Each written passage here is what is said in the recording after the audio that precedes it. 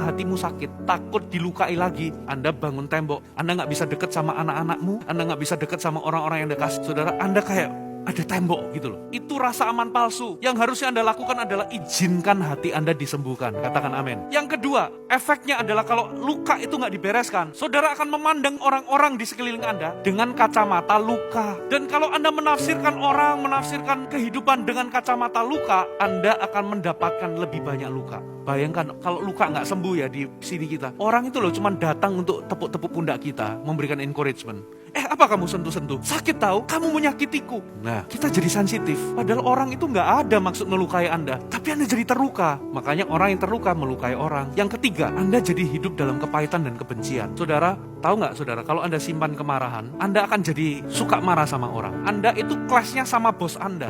Tapi anak-anak Anda di rumah jadi pelampiasan kemarahan Anda. Anak-anak Anda itu loh lari-lari cuman pecahin botol. Anda marahnya itu sudah kayak dia melakukan kesalahan yang fatal. Sebetulnya Anda marah sama siapa sih? Sama bos Anda. Anda marah sama orang yang melukai Anda, tapi Anda lampiaskan kepada orang-orang di sekitar Anda. Itu efeknya kalau Anda nggak bereskan. Dan kalau sampai di level kepahitan, Anda akan mencemarkan banyak orang. Dan kalau itu nggak dibereskan, Anda akan sampai di level hidup dalam kebencian. Dan orang kalau hidup dalam kebencian, itu biasanya DNA-nya langsung berubah. Pernah nggak Anda ketemu sama orang, Anda sudah lagi nggak bisa kenal orang ini. Kok bisa berubah gini orang ini? Dulu baik loh, dulu tulus. Kok bisa jadi jahat gini ya? Simple. Dia simpan sakit hati. Sampai di titik dia hidup dalam kebencian. Yang kedua, berdamailah dengan diri sendiri. Saudara, Abraham pernah melakukan kesalahan. Daud pernah berjinah dengan Batsheba. Petrus itu menyangkal Yesus dengan sumpah serapah. Yudas itu mengkhianati Yesus demi 30 keping uang perak. Kesalahan mereka itu sama beratnya. Tapi kenapa Abraham, Daud, Petrus beda nasibnya sama Yudas? Apa yang membedakan? Ternyata Yudas itu mengambil jalan penyesalan.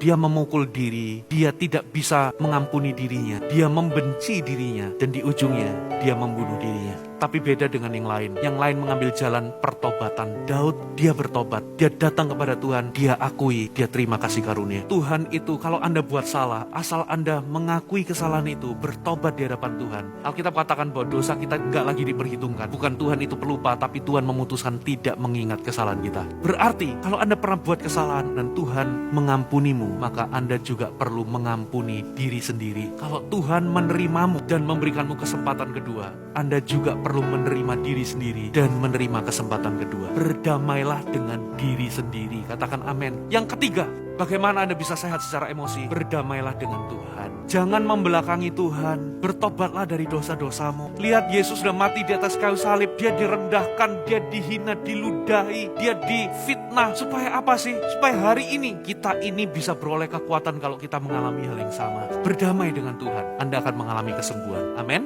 Yang terakhir, kunci yang terakhir. Yang pertama apa? Present yourself trustworthy. Kalau Anda ingin mencapai relationship goals. Tabur kesetiaan, tabur kasih, tabur kejujuran dan keterbukaan. Yang kedua, present yourself healthy emotionally. Dengan cara apa? Berdamai dengan orang, diri sendiri, dan Tuhan. Yang terakhir, present yourself as ambassadors of Christ. 2 Korintus 5 ayat 20. Jadi kami adalah utusan-utusan Kristus. Kata utusan-utusan di sini dalam terjemahan bahasa Inggris, we are therefore Christ ambassadors. Kita adalah ambasadornya Kristus, duta besarnya Kristus yang membawa orang untuk diperdamaikan kepada Tuhan. Jadi dalam hubungan-hubungan yang Anda bangun, ingat Anda adalah utusan Kristus. Anda diutus ke dalam lingkaran hubungan Anda untuk membawa mereka kepada Kristus. Pastikan orang-orang yang Anda di sekitar Anda bawa kepada Kristus. Kalau Anda masih sayang sama kakek nenekmu, kalau Anda sayang sama orang tuamu, kalau Anda masih sayang sama anak Anda, keluarga Anda, rekan kerja Anda, teman Anda, perkenalkan mereka kepada kasih Kristus. Jangan menyesal, beritakan Yesus, jangan takut ditolak. Beritakan Injil, doakan. Mungkin awalnya ditolak, tapi yang penting Anda sudah beritakan. Lihat nanti, Anda akan terkejut. Bisa jadi orang-orang di sekitar Anda itu berubah hidupnya. Karena firman itu diberitakan gak akan kembali sia-sia. Bawa mereka kepada Kristus. Karena hanya Tuhan yang bisa ubah hidup mereka. Dan kalau mereka berubah, hubungan-hubunganmu juga akan berubah. Katakan amin.